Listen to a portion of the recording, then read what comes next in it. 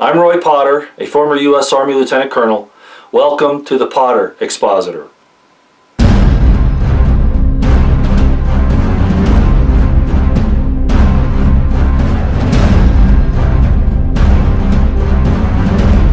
Hi ladies and gentlemen, today is April 4th, 2017, and this is kind of a follow-up to my last video, Slaughter of Innocents. And I want to encourage you to get involved with the organizations that I'm going to bring up here at the end of this little presentation. Pedophilia is an institutional problem. It's not just a problem in individuals. For instance, the one lone individual that Salon was talking to some time ago who was saying, "Hey, I'm no monster." You may remember that. If not, you should go look it up. Salon promotes a pedophile, that he's not a horrible monster. But I don't want to talk about the individuals because, you know, we think that these types of things, these perversions are not often happening in society. And in fact, just the opposite is the case with pedophilia, because it's tied into satanic ritual abuse, it's tied into elitist, governmental level type of secret societies, and this is how they keep people in line and make sure that they're going to do what they're supposed to do. Plus, they believe that it unleashes some type of evil spiritual power for them. They don't consider it evil, but that's of course what it is. So that's the important thing that you need to pull away from this, is that it's now a massive institutional problem.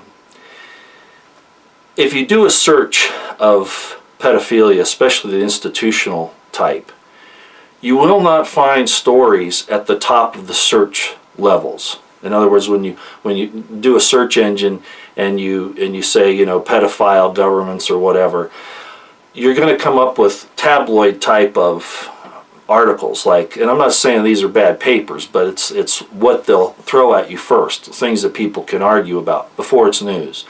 The Inquirer, U.S. Sun, you know, whatever. I don't know all the names of them because there were so many. Some that I've never heard of. And basically what those are is, even if some of the investigations are good, they're attacked because they say that they're not reliable sources. I might argue with that on the National Enquirer, but at any rate.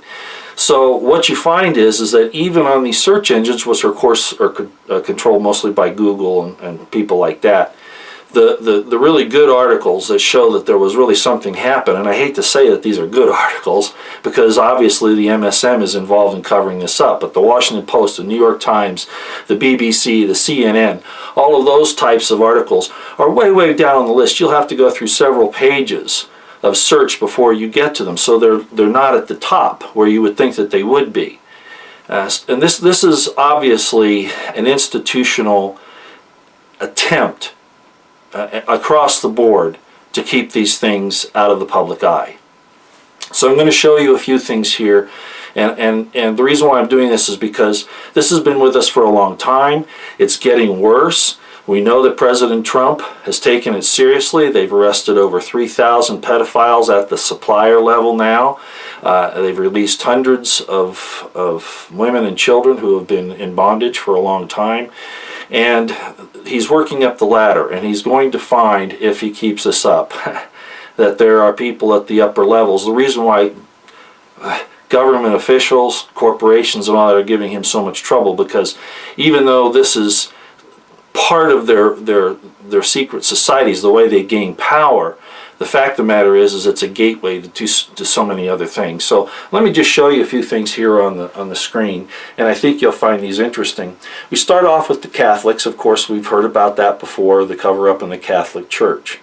But here's one, back in the 90s, and I was involved in some of this investigation, is Elder Pace of the LDS Church talking about satanic ritual abuse. It kind of tied in also to the Franklin cover-up, but I'm not at liberty to go there, so I'm only just going to mention it in passing. Of course, all these things, oh, we investigated and there's nothing to it. That's always the way it is. You'll find that police agencies, federal government agencies, look at the FBI, how they covered up Clinton's deal.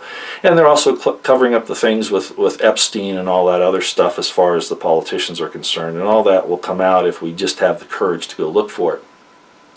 I mentioned businesses. The U.S. military has noticed that people like DynCorp have been involved in this, and I could probably mention some more, but I'm just giving you some examples. It's not just, you know, these corporations and religious institutions. In Britain, for instance, you know, here we have a situation where a lot of politicians and the elites were being covered for. We have the Jimmy Savile thing, and you can go back and look at these as you have time. You can bring them up and look at them a little bit closer and then go search them. Jimmy Savile, that tied into the royal family even, to the nobles and the elites. And then we find Scotland Yard at one time opened up a case and was told to shut it down, and then later was accused of the cover-up, as you see here. Now, Obama, or the Omaha, I should say, Obama and Omaha are very similar.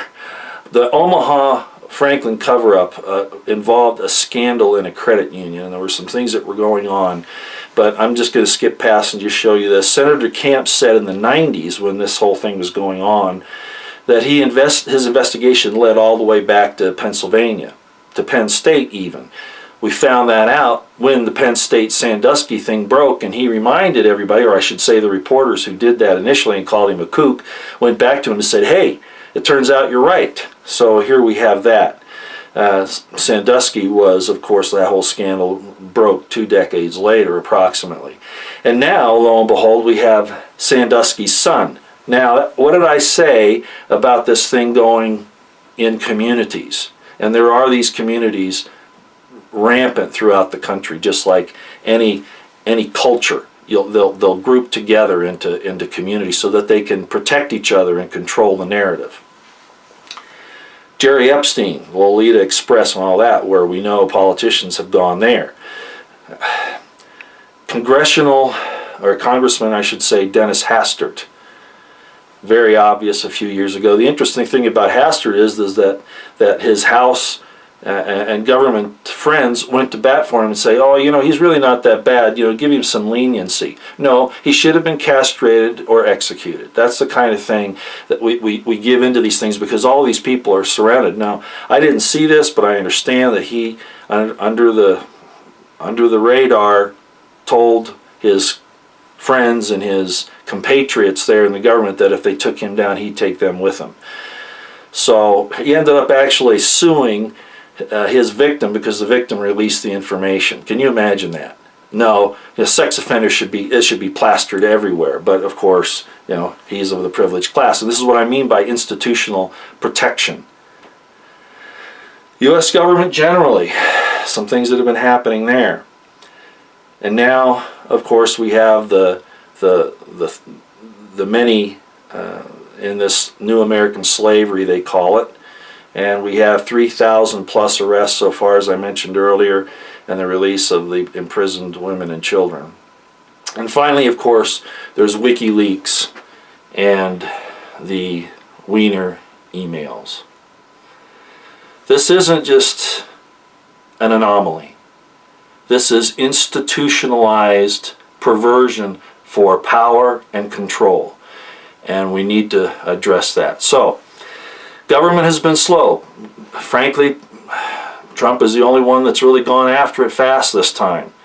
And hopefully, like I said, when it gets to the upper levels of government, he won't get a liver that starts to fail him. In other words, I hope he doesn't lose his nerve, because this is going to go into some really bad spots.